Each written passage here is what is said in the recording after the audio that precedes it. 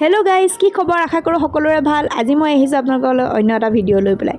এই ভিডিঅ'টো দেখি আপোনালোকে ফটোকপি দেখি চাগে ভাবিছে 350ত এযোৰ কাপোৰ হয় জানো?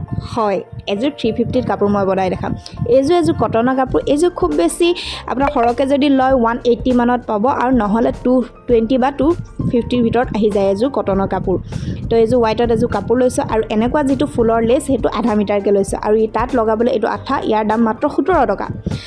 কেলকুলেটাৰ ওলাই কেলকুলেট কৰি ল'ব। তাৰপিছত এইটো এটা 3D কালাৰ, ইয়াৰ দাম মাত্ৰ 25 টকা। আপোনালোকে দেখিছেনে? তো এই গোটেইকেইটা বস্তু আপোনালোকে কেলকুলেট কৰি চাই ল'ব কিমান লয়। আৰু এইটো এটা ফুল মই আঁকি লৈছোঁ, এটা ডিজাইন। সেইটো ডিজাইনে মই দিম বুলি ভাবিছোঁ। গতিকে এইযোৰ কটনৰ কাপোৰত মই আজি আপোনালোকক কৰি দেখাম 350ত এই কাপোৰযোৰ কেনেকৈ ওলাব। বহুতৰে প্ৰশ্ন হ'ব পাৰে 350ত এযোৰ কাপোৰ কৰি উলিয়াই ইমান দামত কেনেকৈ বেচে। একচুৱেলি বেচিব পাৰি 350ত। যদি কাপোৰযোৰ আমি ডাইৰেক্ট 350তে দিওঁ, আমাৰ এটা লাভ নাথাকে, তাত এটকাও লাভ নাথাকে, কিন্তু নিজৰ বাবে বনাব পাৰি। কিন্তু আনক দিবলৈ হ'লে যিহেতু আমাৰ কষ্ট হয়, সেই কষ্টৰ বিনিময়ত আমি কিবা এটা লওঁ, সেই গতিকে দামটো অলপ বাঢ়ি। প্ৰথমতে মই এনেকৈ ফুলখিনি আঁকি লৈছোঁ। তলত দেখিছেনে কেনেকৈ ধৰিব পাৰি গৈছে? গতিকে তেনেকৈ মই আঁকি লৈছোঁ। ফুলখিনি অঁকা নাই, জাষ্ট তাত ফুলখিনি মই এনেকৈ বহাই যাম আৰু তাত আঠা লগাই যাম। একদম চিম্পুল হয়, পটাপট হ'ব। এদিনত আপোনালোকৰ এযোৰ কাপোৰ ওলাই যাব।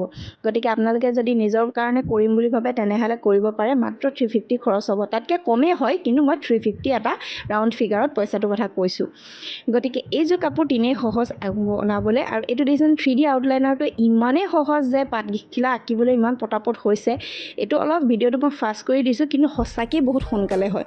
গতিকে আপোনালোকে বনাই চাব আৰু মোক কমেণ্টত জনাব যে আপোনালোকে কেনেকৈ বনাইছে, আৰু পাৰিলে মোক ফটো দিব। আৰু আপোনালোকে মোক যিখিনিয়ে কমেণ্ট কৰিছে, মই যিমান পাৰোঁ সিমান ৰিপ্লাই দিবলৈ চাইছোঁ। আৰু বহুত বহুত ধন্যবাদ মোক এনেকৈ মৰম দিয়াৰ বাবে। আৰু এনেকৈ মই আঁকি গৈ আছিলোঁ, ফুলখিনি বহাই যাওঁ প্ৰথমতে, তাৰপিছত আঠা লগাওঁ, আৰু তাৰপিছত মই আউটলাইনাৰটো দি পেলাই আঁকি যাওঁ। গতিকে এনেকৈ সম্পূৰ্ণ কাপোৰযোৰ মই কৰি গৈছোঁ। এতিয়া আপোনালোকে ভিডিঅ'টো চাই যাওক, আৰু কিবা যদি বুজি নাই পোৱা আপোনালোকে প্লিজ মোক কমেণ্টত জনাব। আৰু মোৰ কাপোৰবোৰ যদি আপোনালোকে অৰ্ডাৰ কৰিব বিচাৰে তেনেহ'লে মোৰ নাম্বাৰটো দি দিছোঁ। আপোনালোকে হোৱাটছআপত মোক মেছেজ কৰিব, স্ক্ৰীনশ্বট লৈ পেলাই আপোনালোকক মই এড্ৰেছত সেই কাপোৰযোৰ পোৱাই দিম।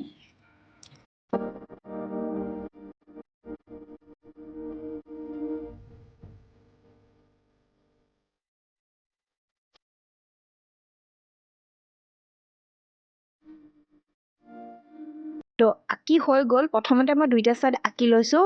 ফুল যিটো ডাঙৰ ফুলকেইপা সেইপাৰে দুইটা হাত মানে আগ দুটাত দিছোঁ, আৰু বাকী মাজত মই সৰু সৰু ফুলকেইপা বহাই গৈছোঁ। আৰু মই যেনেকৈ আগৰ ভিডিঅ'কেইটাত কৈছোঁ যে মই ফুলকেইটা জাষ্ট বহাই যাওঁ, তাৰপিছত মই আঠা দি লগাই যাওঁ। তেতিয়া মানে খুব সুন্দৰকৈ মানে এডজাষ্ট কৰি বহাই যাব পাৰি। তাৰপিছত লগাই গ'লে আঠাটো ডাইৰেক্ট লগাই গ'লে অকণমান দিগদাৰ হৈ যায়। সেইকাৰণে মই প্ৰথমতে সদায় ফুলখিনি আগত বহাই দিওঁ, তাৰপিছতহে মই আঠা লগাওঁ। গতিকে এনেকৈয়ে গোটেই চাদৰখন মই কৰি আদায় কৰিলোঁ।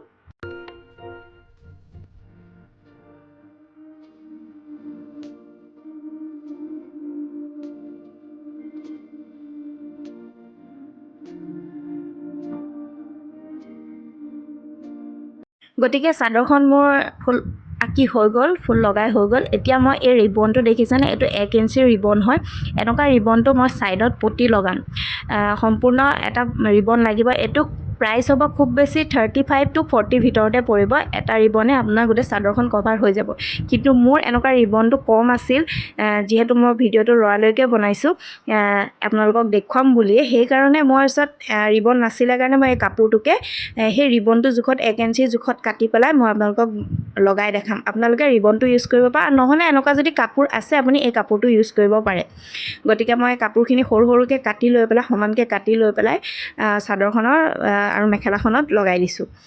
প্ৰথমতে মই মেখেলাখনত লগাইছোঁ। মেখেলাখনত মই একদম তলত একদম চিম্পুলকৈ সৰুকৈ পটিটো একদম তলত লগাই দিছোঁ। তেতিয়া মানে কি হ'ল, একদম বগা হ'লেও ভাল নালাগে, এনেকুৱা পটি এটা থাকিলে মানে ভাল লাগে। সেই গতিকে মই এনেকৈ লগাইছোঁ।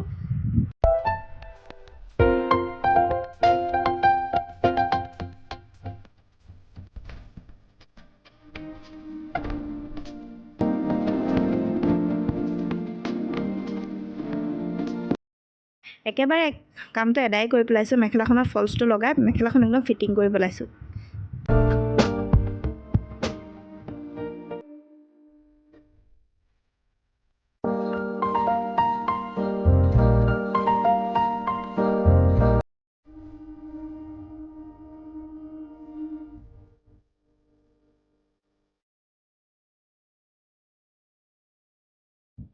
তাৰপিছত চাদৰখনৰ ছাইডত পটিটো লগাই দিছোঁ। দেখিছেনে 1 ইঞ্চি জোখতে লগাইছোঁ মই পটিটো, বেছি ডাঙৰ নাই কৰা।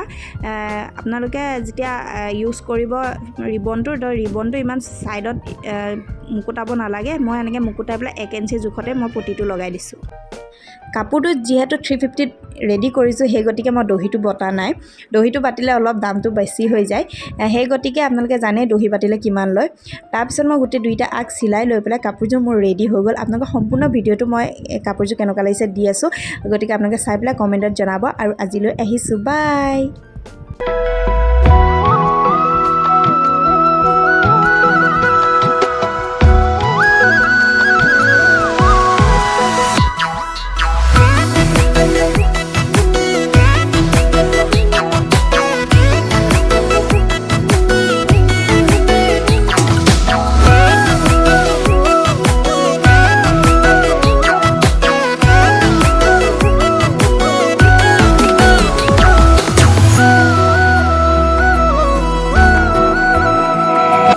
hi hi hi hi